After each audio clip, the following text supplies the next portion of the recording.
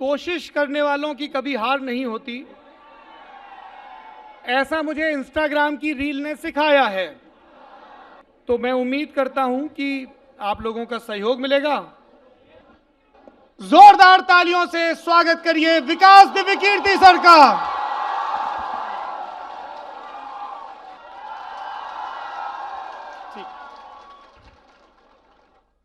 माहौल समझ में नहीं आ रहा है कि मोहब्बत से ज्यादा भरा है कि अराजकता से।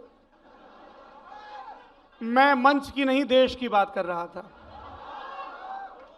जी। कई लोग कहते हैं कि नए जमाने में, नई पीढ़ी में साहित्य की पूछ कम हो गई है, और कई कहते हैं कि यह नए जमाने को बदनाम करने की साजिश है। आपका क्या तजुर्बा है? मुझे लगता है कि साहित्य की महत्ता कम तो कभी नहीं होगी, और सौरभ ने सवाल पूछा है कि नए ज़माने में साहित्य का महत्व कम हो गया है या ये साजिश है नई पीढ़ी को बदनाम करने की। मेरा मानना है कि पहले के ज़माने में साहित्य विश्वविद्यालयों और कुछ मठों में महदूद था। सोशल मीडिया ने साहित्य को थोड़ा सा आसान करके आम आदमी के बीच में पहुंचाया, और उसी का परिणाम है कि साहित्य आज तक के आपके सेशन में अगर इतने सारे बच्चे हैं, नई पीढ़ी के बच्चे हैं, तो साहित्य मर तो नहीं सकता है, ना साहित्य कम हो सकता है। साहित्य के तेवर चेंज होते हैं, और तेवर चेंज होना सही भी है। हमारी भाषा में जनता की चित्तवृत्तियाँ बदलती हैं तो साहित्य बदलता ही है, तो बदलना ठीक है। थोड़ा सा माइक क्लोज है जी जी जी। अभी आएगी। मैंने कह दिया है गुरुजी को, माइक थोड़ा क्लोज रखेंगे। आप लोग सहयोग करेंगे तभी बात आगे बढ़ पाएगी, है ना। एक हम लोगों ने बड़े होते हुए श्लोक पढ़ा था, साहित्य संगीत कला विहीना साक्षात पशु पुच्छ विषाणहीना तृणम न खाद्यान्नमपि जीवमाना परमम पशूनाम तद्भागदेयम। मैं आपसे ये जानना चाहता हूं, और ये बहुत सारे नौजवान भी, कि किताबों के स्तर पर, कला के स्तर पर, संगीत के स्तर पर वो कौन सी आवाज़ है, कौन सी शैलियां हैं, कौन सी पुस्तकें हैं जिन्होंने जीवन में आपको सबसे ज़्यादा गहरे से प्रभावित किया है? मतलब अगर साहित्य को हम सिर्फ फिक्शन तक सीमित ना करें, तो मैंने ये महसूस किया कि दर्शन, मनोविज्ञान, साहित्य ये अलग नहीं है, बल्कि जुड़ी हुई चीज़ें हैं। अगर हम इनको साथ लेके चलें तो जो समग्र प्रभाव इनका है वो बहुत ज़्यादा है। मुझे सबसे ज़्यादा जिन्होंने प्रभावित किया उसमें कुछ चिंतक हैं, ओशो रजनीश हैं, कार्ल मार्क्स हैं, मैक्स वेबर हैं, और भारतीय दर्शन के बहुत सारे आचार्य जिसमें शंकराचार्य, नागार्जुन, ये सब हैं।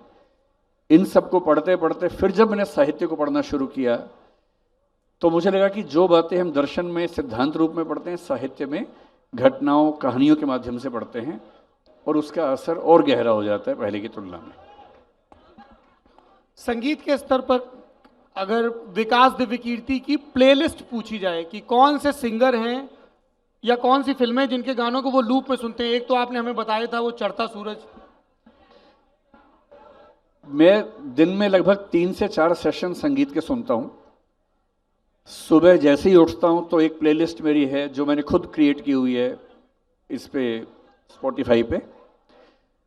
वो पंजाबी के भजन है कुछ, आजकल मेरा फेवरेट वही है, जिसमें सतिंदर सरताज एक बड़े अच्छे सिंगर हैं, मेरे दोस्त भी हैं जी। कल आए थे और आपको बहुत प्रेम पूर्वक याद कर रहे थे। हाँ, मेरे अच्छे दोस्त हैं, वो काफ़ी अच्छे दोस्त हैं। और सिद्धांत मोहन एक बड़े अच्छे सिंगर हैं। तो इनके जो आजकल भजन है, संगीत है, वो मैं सुनता हूँ सुबह उठते ही। दिन में एक बार मैं गज़लें सुनना पसंद करता हूँ, और गज़लों में जो नए ट्रेंड्स हैं, एक तो जो मिर्ज़ा गालिब सीरियल था उसकी जो गज़लें जगजीत सिंह ने गाई थी वो मेरी हमेशा से फेवरेट हैं, मैं लगभग रोज़ सुनता हूँ। और बाकी मैं जगजीत सिंह को ज़्यादा और गुलाम अली को काफ़ी हद तक सुनता रहता हूँ। कभी कभी जब मूड ख़राब हो तब मैं जो आजकल का फास्ट म्यूज़िक वो भी सुनता हूँ। आपको अजीब सा लगेगा, जैसे अभी तो पार्टी शुरू हुई है वो भी सुनता हूँ। 4 बज गए हैं लेकिन पार्टी अभी बाकी है, वो भी सुनता हूँ। सैटरडे वो भी सुनता हूँ। तो जब मूड थोड़ा शांत हो और गर्मी की ज़रूरत हो तो वो चला देता हूँ। तो 3-4 प्लेलिस्ट हैं जो अलग अलग मूड के हिसाब से रोज़ सुनने के आदी हूँ, अभ्यस्त। जी। साहित्य का मंच है, मैं साहित्य की अलग अलग विधाओं में आपके पसंदीदा लेखकों के बारे में जानना चाहूँगा। सबसे पहले मैं जिक्र करूँगा कहानी का। इस बार हमने इंडिया टुडे साहित्य वार्षिकी जो यहाँ बिक्री के लिए उपलब्ध भी है, उसका कहानी विशेषांक निकाला है। उदय प्रकाश, विनोद कुमार शुक्ल समेत कई नामवर कहानीकार हैं उसमें। वरुण ग्रोवर, शुभा मुदगल जैसे कई ऐसे कहानीकार भी हैं जिनको पढ़ने की आप उतनी प्रत्याशा नहीं करते हैं। कहानियों के मामले में हिंदी साहित्य में कौन से लेखक हैं जो आपको बहुत लुभाते हैं, पुराने ज़माने के भी और आज के ज़माने के भी? मुझे पूरे हिंदी साहित्य में अगर एक कहानी चुननी हो, थोड़ी मुश्किल है। कृष्ण बलदेव वैद की एक कहानी है, मेरा दुश्मन। और मेरा ख्याल है कि उस कहानी को अगर महसूस करने के स्तर पर चले जाएं तो उससे अच्छी कहानी मुझे आज तक नहीं मिली। इसके अलावा मन्नू भंडारी की एक कहानी जो बहुत प्रसिद्ध हुई, यही सच है, मेरी बहुत फेवरेट कहानी है। टूटना, राजेंद्र यादव की कहानी बहुत प्रिय है मुझे। प्रेमचंद के स्तर पे जाऊं तो मेरी सबसे प्रिय कहानियों में सदगति और शायद पूस की रात, इन दो को मैं रखूंगा। इधर जो लेटेस्ट कहानी है मैं बहुत ज़्यादा पढ़ नहीं पा रहा हूँ, लेकिन ज्ञान रंजन हाल के लेखकों में मुझे सबसे प्रभावित करते रहे हैं, उन्हीं को मैंने ज़्यादा पढ़ा भी है। अब जो आप कहानीकार बता रहे हैं मैं उनको पढ़ूंगा, अगली बार शायद उनके बारे में ज़्यादा बता पाऊंगा। जी। कविताओं के स्तर पर मुझे अगर हिंदी के 1000 साल में सारे कवियों की बात करनी हो तो सबसे महान कवि मुझे दो ही लगते हैं, कबीरदास और तुलसीदास। मुझे ध्यान है कि आज से 25 साल पहले मेरे एक कवि दोस्त ने एक शेर सुनाया मुझे। शेर क्या, दोहा था। उसकी दूसरी लाइन तो मुझे याद है, पहली भूल गया। मैंने काफ़ी ढूंढी वो पंक्ति, खूब सर्च किया इंटरनेट पे, आज तक मिल नहीं पाई, तो मैंने उसको अपने हिसाब से जोड़ लिया। और जब मुझसे कोई पूछता है कि आप अगर कवि बनना चाहेंगे तो किसको अपना आदर्श मानेंगे, तो एक दोहे जैसी पंक्ति में अगर कहूँ, जिनकी कविता देखकर हो जाता हूं मैं फकीर, जिनकी कविता देखकर हो जाता हूं फकीर, मेरे दो दो बाप हुए हैं तुलसी और कबीर। और जिसने तुलसीदास और कबीरदास को नहीं पढ़ा वो साहित्य के क्षेत्र में बचपन में ही रहेगा, किशोर हो नहीं पाएगा। उपन्यास के स्तर पर उपन्यास अगर मुझे एक चुनना हो, माइक थोड़ा क्लोज, अगर पूरे हिंदी साहित्य में एक उपन्यास चुनना हो तो शेखर एक जीवनी, जो कि अज्ञेय सच्चिदानंद हिरानंद बादशाह नज्ञेय ने लिखा था। दूसरा चुनना हो तो मैला आंचल, जो रेणु ने लिखा था। दोनों एकदम अलग तरीके के उपन्यास हैं। अगर आपको मध्य वर्गीय जीवन के प्रश्नों में बहुत गहराई में डूबना हो तो शेखर एक जीवनी। अगर आपको गांव की जिंदगी अपने पूरे रंग के साथ महसूस करनी हो तो मैला आंचल। और पूरे हिंदी साहित्य में अगर एक उपन्यास जो प्रतिनिधि है, जिसको पढ़े बिना आप हिंदी उपन्यास को समझ नहीं सकते, तो फिर गोदान, जो कि अनिवार्य पाठ्यक्रम है ही हम लोगों का, गोदान। ये 3 उपन्यास। ये साहित्य की कुछ बातें हुई, इन पर लौटेंगे, लेकिन अब मैं एक पॉपुलर सवाल पूछना चाहता हूं। एक्टिंग करके कैसा महसूस कर रहे हैं आप? जिनकी जानकारी में ना हो, हाल में ही विधु विनोद चोपड़ा की एक बहुत कमाल की फिल्म आई है जो अनुराग पाठक के उपन्यास 12th फेल पर आधारित है, इसी शीर्षक से, जिसमें विक्रांत मैसी ने लीड रोल किया है, मेघा शंकर भी हैं उसमें। और उसमें विकास दिव्यकीर्ति जी का रोल विकास दिव्यकीर्ति जी ने ही किया है।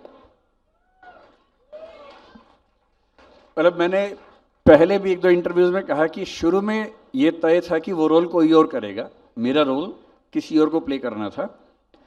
संयोग ऐसा बना कि विधु जी का आदेश हुआ कि ये रोल तुम्हें प्ले करना है। तो मैंने तो महसूस किया कि बहुत आसान है एक्टिंग, क्योंकि मैं अपने रोल प्ले कर रहा था, मुझे खुद ही होना था। स्क्रिप्ट राइटिंग में मैं शामिल था ही, अपने डायलॉग्स मैंने खुद ही लिखे थे। लिखे भी क्या थे, ऑन द स्पॉट बोले ही थे बेसिकली। तो 3-4 शॉट्स जब शूट हुए, 3-4 टेक्स हुए, तो हर बार मैंने डायलॉग्स अलग बोले। इसलिए उन्होंने खुद भी कहा कि तुम फ्री हो के जो मन में है बोलो, और हम बाद में चूज कर लेंगे कौन से वाला ज़्यादा अच्छा है। तो क्योंकि मैं अपना ही रोल प्ले कर रहा था, अपनी ही क्लास थी, और डायलॉग्स की बंदिश भी नहीं थी, खुद ही लिखना था, खुद ही बोलना था, आज़ादी थी, तो जो मेरे मन में आया मैंने बोला, अपनी ही एक्टिंग की। तो मुश्किल मुझे तो नहीं लगा। हालांकि मुझे फिल्म इंडस्ट्री के कुछ दोस्तों ने बताया कि अपना अभिनय करना सबसे मुश्किल होता है, मुझे ऐसा नहीं लगा, मुझे बहुत आसान लगा। जैसा मैं हूँ अभी हूँ वैसे ही वहाँ पर था, तो मुश्किल नहीं लगा। जी, सोशल मीडिया पर जब ये पोस्ट किया गया कि विकास दिव्यकीर्ति जी साहित्य आज तक में और फिर ललन टॉप अड्डे पर आएंगे, तो बहुत सारे सवाल आए। मैं सब सवालों को एक एक शब्द के रूप में बयां कर दे रहा हूं, उस पर आप अपनी प्रतिक्रिया दे दीजिएगा। कुछ हालिया घटनाएं हैं, कुछ व्यक्ति हैं जो खबरों में रहे, और कुछ प्रवृत्तियां हैं जो हमेशा ही रहती हैं। सब लोगों ने पूछा कि विकास दिव्यकीर्ति जी से प्रेम पर आप जरूर पूछ लीजिएगा। उस तरह के सवाल भी आए कि गर्लफ्रेंड नहीं मान रही, बॉयफ्रेंड नहीं मान रहे, पापा नहीं मान रहे, मम्मी नहीं मान रही, कंफ्यूज हैं कि करियर पर फोकस करें कि प्रेम पर फोकस करें, आदि इत्यादि। तो ये तो बहुत ही ओपन एंडेड सवाल हुआ, कोई थोड़ा स्पष्ट सवाल हो तो ज़्यादा अच्छा रहेगा। उनका यही था कि साहब दोनों चीजें एक साथ कैसे करें। घर वाले कहते हैं, टीचर कहते हैं करियर पर फोकस करो, पर जब करियर पर फोकस कर रहे हैं तब प्रेम पर भी फोकस आ रहा है, तो दोनों का संतुलन नहीं बैठ सकता क्या? अरे बालकों, तुम्हारा ही सवाल पूछ रहा हूं, ठहर जाओ। मेरी समझ ये है कि सबसे बड़ा दुर्भाग्य है कि करियर बनाने की उम्र और प्रेम करने की उम्र एक ही होती है, और ये दोनों ही चीज़ें ऐसी हैं जो पूरा फोकस मांगती हैं। तो ऐसे में आदमी कैसे बैलेंस करे, मूल समस्या तो ये है ही। लेकिन जब मुझसे बच्चे पूछते हैं, क्लास के बच्चे, कि सर ऐसी ऐसी दुविधा है, क्या करना चाहिए, और प्रेम बड़ा गहरा हो गया है, रहा नहीं जाता है, तो मैं एक ही बात कहता हूँ कि कुछ दिन फिर प्रेम कर लो। और मुझे बड़ा भरोसा है कि 20-25 दिन प्रेम करने के बाद फिर लगने लगता है कि कुछ और ही कर लेते हैं। तो अगर प्रेम उथला है, अगर प्रेम केवल देह का है, अगर प्रेम केवल चेहरे की चमक देख के हुआ है, अगर प्रेम केवल अदाएं देख के हुआ है, अगर प्रेम केवल मेकअप के बाद के चेहरे से हुआ है, तो वो 20-25 दिन से ऊपर टिकेगा नहीं। 20-25 दिन में असलियत सामने आई जाती है। जब दो लोग बात करते हैं, उनका पूरा स्तर आमने सामने आ जाता है, वो मेकअप पीछे चला जाता है, हैसियत या औकात सामने आ जाती है, और अधिकांश मामलों में प्रेम का जो ग्राफ है वो यूं बढ़ के यूं नीचे आता है। तो जब नीचे आ गया तो मुक्त हो गए, मुक्त होकर पढ़ाई कर लो। और यदि प्रेम ऐसा मिल गया संयोग से जो मुक्त करता है, प्रेम में रहकर मुक्त करता है, तो वो आपको पढ़ने से रोकेगा नहीं, वो आपकी पढ़ाई में सहायक ही होगा। इसलिए, और मैं अक्सर कहता हूँ कि ज़िंदगी एक ही है। मैं उन बातों में बहुत कम विश्वास रखता हूँ कि बार बार जीवन मिलने वाला है। मैं ये मान के चलता हूँ, मिल जाए तो बढ़िया है, पर मैं ये मान के चलता हूँ कि जीवन एक ही है। एक ही है तो उसी को जीना है, उसी में प्रयोग करने हैं, और प्रयोग करने का मौका आए तो प्रयोग कर लेना चाहिए। बाद में पछताने से अच्छा है कि हमने प्रयोग किया, फेल हो गए, फिर प्रयोग कर लेंगे, कुछ और प्रयोग करेंगे। लेकिन प्रयोग करने से पीछे हटना कायरों की निशानी है। अच्छे जीवन जीने के लिए आपको आगे बढ़ के एक्सपेरिमेंट्स करने ही पड़ेंगे, कोई रास्ता है नहीं। जी, नागरिक को लेकर बहुत सारे सवाल आए। कई लोगों ने मौजूदा पॉलिटिकल सिस्टम के अलग अलग पहलुओं से नाखुशी जताई और पूछा कि ये जो भ्रष्टाचार है, भाई भतीजावाद है, धन बल, बाहुबल, करप्शन, हम एक वोटर के तौर पर, एक नागरिक के तौर पर बहुत बेबस महसूस करते हैं, हम क्या करें? देखिए, अगर आप अपने राजनीतिक परिदृश्य से बहुत बेबस महसूस करते हैं तो दो तरीके हैं। क्योंकि मैं जैसे ही आपसे कहूँगा कि राजनीति बहुत ज़रूरी काम है जो हम सबको करना चाहिए, तो आप मुझसे कहेंगे तो आप क्यों नहीं जा रहे। तो मैं स्पष्ट कर दूं कि अपने स्वधर्म को पहचान लीजिए, अपने मूल स्वभाव को पहचान लीजिए।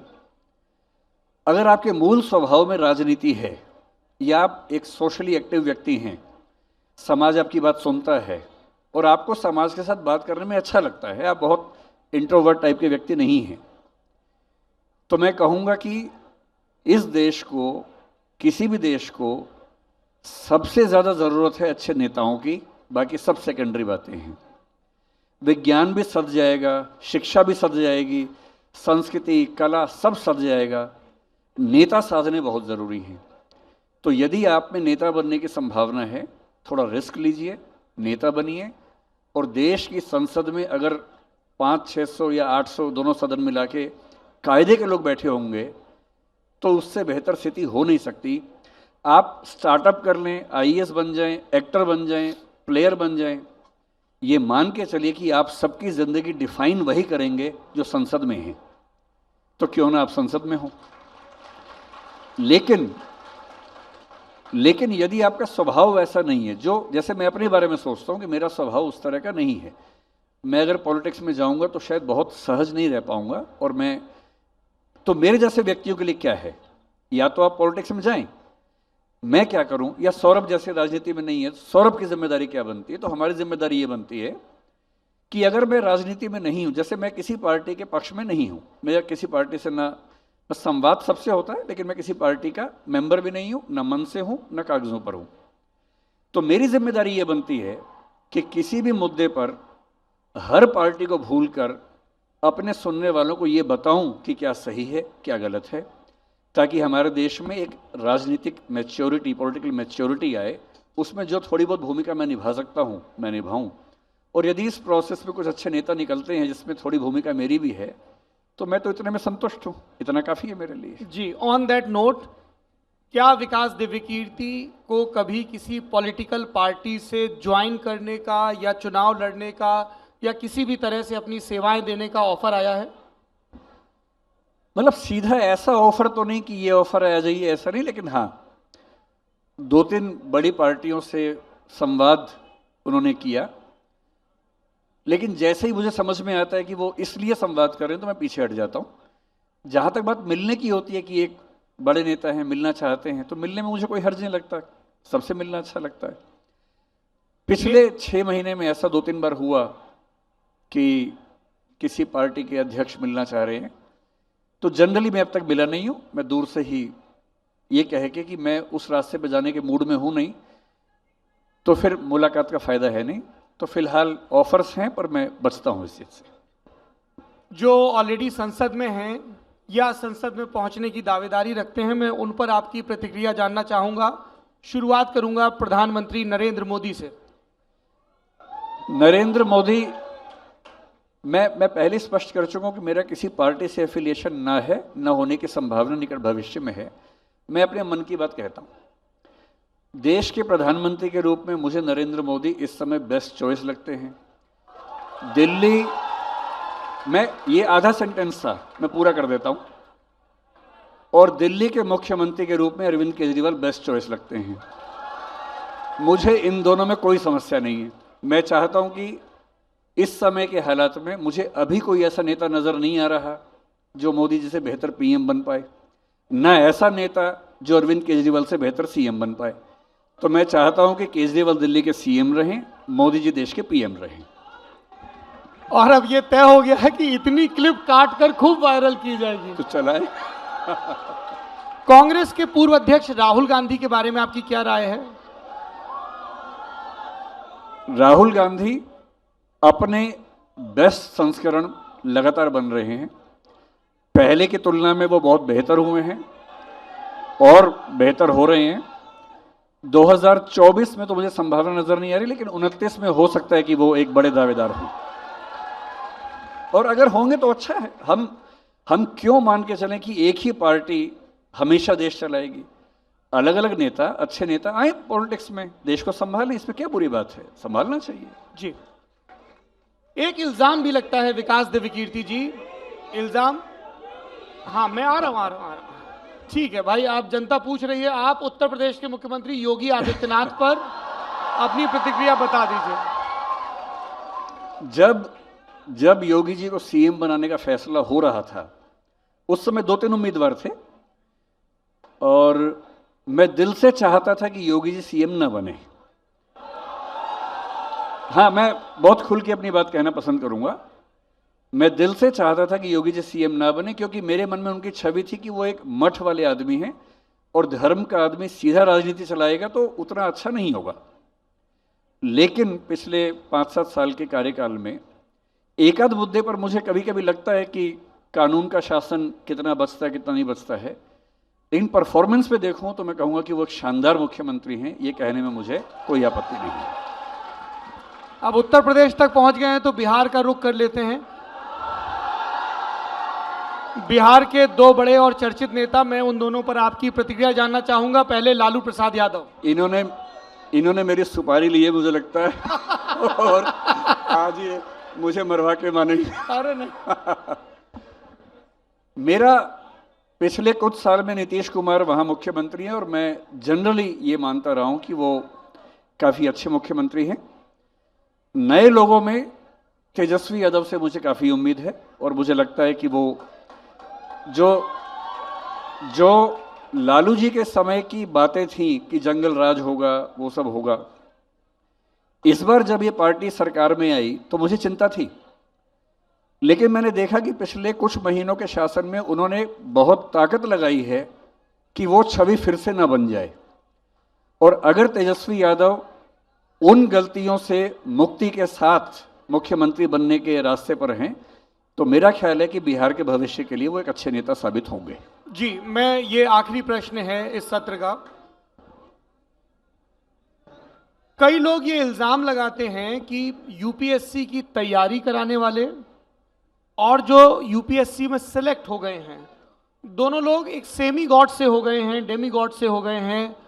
बहुत ज्यादा ग्लोरीफाई कर दिया गया है। ऐसा लग रहा है कि अगर आपने आईएएस नहीं निकाला तो कुछ नहीं किया और आईएएस निकाल लिया तो आप सब कुछ हो गए हैं। जो सिविल सर्वेंट सिलेक्ट होते हैं उनकी रील्स वायरल होती हैं, प्रशासनिक कार्यों से इतर वायरल होती हैं, ब्यूरोक्रेसी में इसको लेके बहुत नाखुशी जताई जाती है कि आप इन सब चीज़ों को लेके क्यों इतना लाइमलाइट में आ रहे हैं। मॉक इंटरव्यूज़ को लेके, सफल कैंडिडेट्स के इंटरव्यूज़ को लेके, लबासना में ज़िंदगी कैसी होती है, बहुत ज़्यादा ग्लोरीफाई कर दिया गया है। और बहुत सारे छात्र हैं जो रात दिन ये रीलें ही देखते रहते हैं पढ़ाई छोड़कर। क्या कहेंगे इस पे? मतलब इसमें दो बातें हैं कि जो सिविल सर्वेंट्स हैं उनकी रील्स, टीचर्स जो हैं उनकी रील्स क्यों बनती हैं। कोविड के दौर में जब हमने यूट्यूब पे कुछ आना शुरू किया तो मुझे उम्मीद नहीं थी कि ऐसा होगा, क्योंकि एक सामान्य समझ ये है कि हिंदी समाज पढ़ाई को लेके बहुत उत्सुक नहीं रहता है। एक सामान्य समझ ऐसी है और हमें भी लगता था, और मुझे ये बात हजारों बार कही गई है कि हिंदी समाज में पढ़ने की इच्छा है ही नहीं। जब मैंने अपने वीडियोस यूट्यूब पे डाले, लंबे वीडियो 3 घंटे 4 घंटे 5 घंटे का वीडियो भी, 6 घंटे का वीडियो भी डाला, तो मुझे यूट्यूब के धुरंधरों ने कहा कि 27 मिनट से ऊपर वीडियो डालेंगे तो पिट जाएंगे। मैंने बहुत कोशिश की छोटा करूं, मुझसे छोटा होता ही नहीं वीडियो, मैं विस्तार में ही बात करना पसंद करता हूं। लेकिन मैंने देखा कि जो वीडियो 3 घंटे 4 घंटे का है वो भी 2 करोड़ 3 करोड़ 3.5 करोड़ लोगों ने देखा। तो मैं एक बात तो आपसे कहना चाहता हूं कि पिछले 3 साल में मेरी धारणा ये बन गई है कि हिंदी का समाज भी ज्ञान का, समझ का, पढ़ाई का उतना ही भूखा है जितना कोई भी सभ्य समाज होता है। और यदि मेरे जैसे कुछ लोग, जिनमें मैं भी संयोग से शामिल हो गया हूं, इसमें कुछ भूमिका निभा रहे हैं तो ये स्वागत की बात है। नंबर 1, कोविड ने क्या किया कि जो वीडियोस पॉपुलर होते हैं उनके क्लिप निकाल के कई चैनल्स ने क्लिप्स डालनी शुरू की। मुझे मेरी टीम ने बताया कि करीब 40-50 हज़ार चैनल्स हैं जो हमारे क्लिप्स काट के चलाते हैं और पैसा कमाते हैं। हमने शुरू में एक्शन लिया 1-2 बार, फिर जब उन्होंने निवेदन किया कि सर आपको इसमें क्या दिक्कत है, हम पैसा कमा रहे हैं, तो हमें भी लगा कि हमें क्या दिक्कत है, और यदि कुछ लोग कमा रहे हैं, अगर इससे रोजगार बढ़ रहा है तो हमें क्या परेशानी है। अब उनका रोजगार बढ़ा और लोगों ने हमें पहचानना शुरू कर दिया। मुझे कोविड के समय में मध्य प्रदेश जा रहा था कार से एक बार, वो जिंदगी का पहला ऐसा वाकया है। एक रिमोट गांव के अंदर पेट्रोल पंप छोटा सा, वहाँ कार रोकी कि चलो पेट्रोल भरवा लेते हैं, डीजल भरवा लेते हैं। वहाँ में उतरा, वॉशरूम गया और वॉशरूम में साथ में खड़ा हुआ व्यक्ति कह रहा है आप विकास सर हैं? तो फिर हम कहते हैं राइट टू प्राइवेसी। अब सोचिए हालत क्या हुई होगी उस समय। मैंने कहा भाई तुम कौन हो? तो मुझे लगा ये कैसे जानता है मुझे। तो उसने बताया कि मैंने यूट्यूब पे आपको कई बार देखा है। उस दिन मुझे यूट्यूब की ताकत का एहसास हुआ। लेकिन 1 साल पहले तक केवल यूट्यूब में यूपीएससी एस्पिरेंट्स ही जनरली मुझे जानते थे, और ये जो मुझे कह रहे हैं कि आरोप लगता है, उस आरोप की असली भागीदार यही हैं। ये पहले व्यक्ति हैं जिन्होंने मुझे उस सुरंग से बाहर निकाल के एक इंटरव्यू लिया ललन टॉप पे। मैं बहुत अंतर्मुखी आदमी हूँ, बहुत इंट्रोवर्ट हूँ, पिछले साल यहाँ भी नहीं आया था इसी अंतर्मुखी होने की वजह से। इन्होंने कहा कि आपको एक इंटरव्यू देना है हमारे ललन टॉप पे। वो मेरी ज़िंदगी का पहला इंटरव्यू था। उसके बाद तो फिर अब आप जानते हैं, जब लोगों ने देखा तो पहचानना शुरू किया। ये बात सही है, और मुझे लगता है कि अगर टीचर्स को लोग सम्मान देने लग गए हैं इस चक्कर में, तो इसमें बुरा क्या है। पढ़ाई लिखाई की कीमत बढ़ रही है तो इसमें बुरा क्या है, ठीक ही है भाई। एक समाज की पहचान इस बात से होती है कि वो अपने नायकों में किन को रखता है। हम क्यों मान के चले कि तेज बॉल को जोर से बैट मारने वाला ही नायक है, एक बॉल को लात मार के गोल करने वाला ही नायक है, और एक रोल को एक्टिंग करके जी लेने वाला ही नायक है समाज का। समाज के नायक सैनिक क्यों नहीं है, समाज के नायक अध्यापक क्यों नहीं है, समाज के नायक वो क्यों नहीं है जो हम सबके घरों की सफाई करने के लिए सीवर के अंदर उतरते हैं। तो हमें किसी भी देश का स्तर इस बात से तय होता है कि वो समाज किसको नायक मानता है। मैं टीचरों में इसलिए नहीं कह रहा हूं, किसी भी समाज में अगर टीचर का सम्मान बढ़ता है तो समाज के लिए फायदे की बात है, इसमें बुरी बात क्या है, अच्छा है। समय समाप्त हो चुका है। विकास दिव्यकीर्ति जी, आपने साहित्य आज तक के इस मंच का मान रखा, बहुत बहुत शुक्रिया।